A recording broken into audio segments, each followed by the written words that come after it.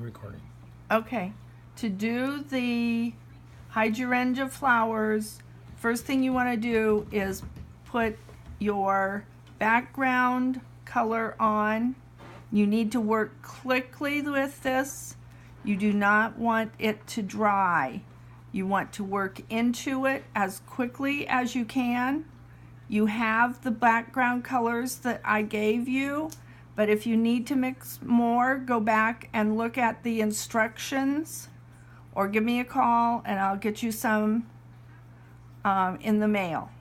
But I'm putting it on fairly heavily and covering all of the spots where I'm going to put my flowers. I'm changing to a filbert brush. I am loading that brush with the background color, but then I am also tipping it into any of the other colors that are listed and very quickly starting to make 4 or 5 petal flowers, whichever works best for you.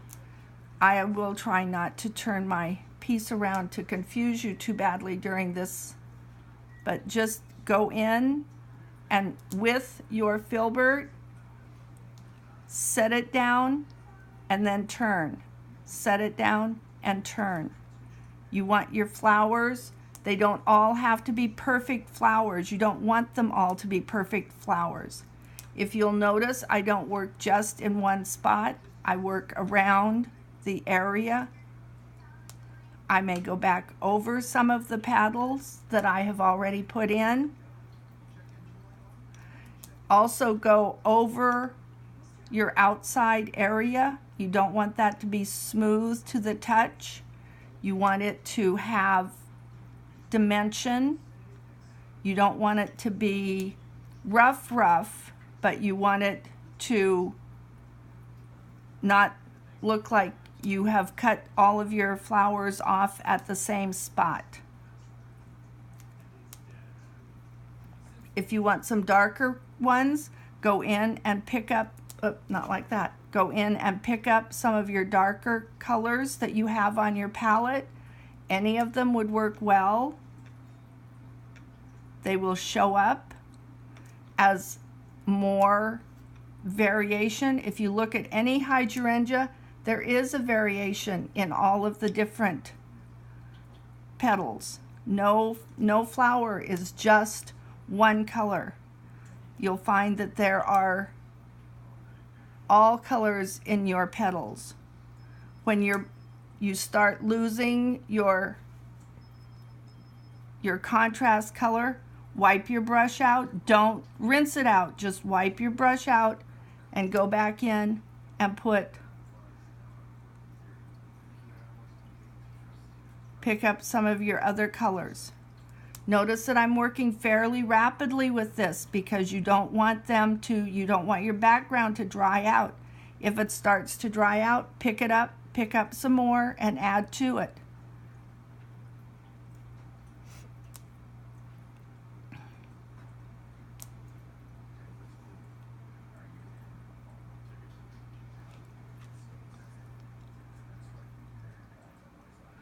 My petals are not always perfect. In fact, rarely are they perfect. But it gives you the illusion of multiple flowers on your hydrangea bush. If you look at your hydrangea bush, it does have a lot of different sizes, colors, designs in your piece. Make sure that you do have a few complete flowers, but they don't all have to be complete.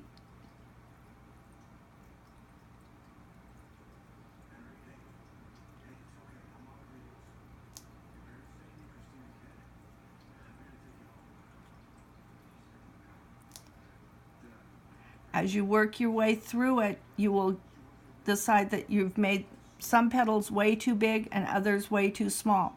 That's where once it has dried, you can go back and add a few more petals to give you a little variance in color. The more colors, the more subtle colors you have, the better off you are, and the more it looks like a true hydrangea.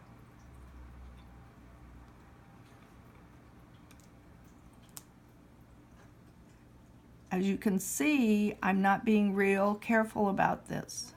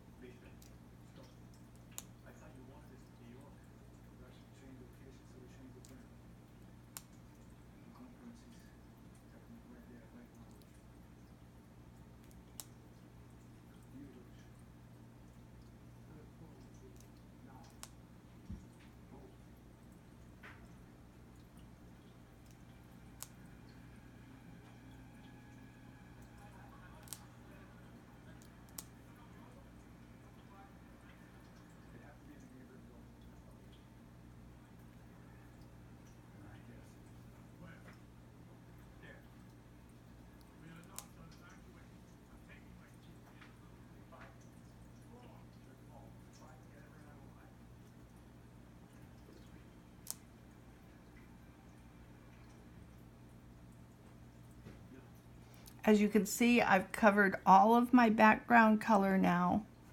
I'm going to go back and rinse my brush out and pick up just white and do a few just white petals here and there. Some of them may be larger than others. Most of them will be smaller, as usually the white petals become more glaring as you work with them. So you don't need as many of the white ones to give you the illusion of a finished flower.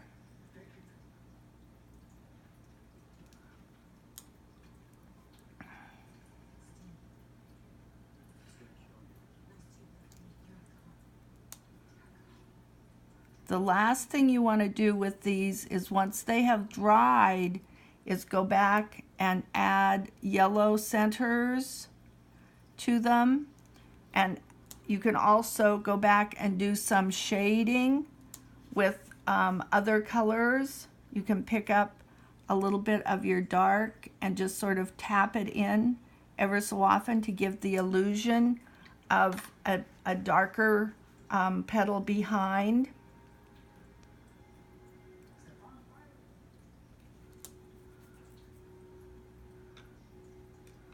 I would probably, if I was sitting down to paint this, I would paint it, let it dry a little bit, go back, add a few more petals here and there, look at it, give it the illusion of how many petals, how many flowers there are on this. Like I said, I would make sure that you do not have a clean, smooth edge